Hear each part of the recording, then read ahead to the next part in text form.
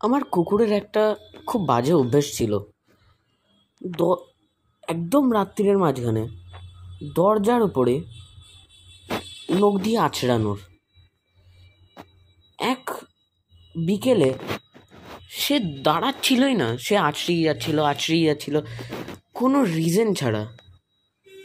আমি তার নাম 5বার ডাকার পরেও সে যখন উত্তর দিল না, তখন আমি আমার সোফার পিলোটা ছুঁড়ে মারলাম।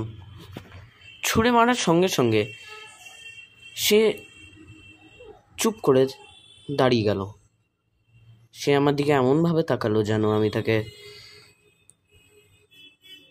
মেরেছি, কিন্তু পিলোটা তার গায়ে লাগেইনি।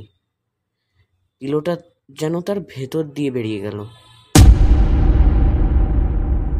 সে আমার দিকে এক দৃষ্টিতে তাকিয়ে থাকলো। অনেকক্ষণ এরমভাবে তাকানোর পরে আমার হঠাৎ মনে পড়ল যে আমার কুকুর তো আমার পাশেই, আমার সাথে একটা ডগ শো দেখছিল। অনেক সময় অনেক কিছু হয় যা আমরা আমাদের জীবনের থেকে আলাদাও করতে পারি না, আবার বিশ্বাসও করতে পারি না।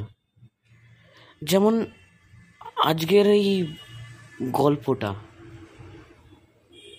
এটা গল্প হলে ঠিক ছিল, কিন্তু এটা যে একটা বাস্তব ঘটনা, যেটা একটা আমার খুব কাছের বন্ধু আমায় বললো আজকে পোস্ট করতে। তাই জন্য আমি আজকে রেকর্ড করে আপনাদের জন্যে প্রেজেন্ট করছি। আপনাদের কাছে যদি কোনো উত্তর থাকে এর আপনারা দয়া করে লিখে বলুন, কেননা এর জন্য আমার কোনো উত্তর নেই।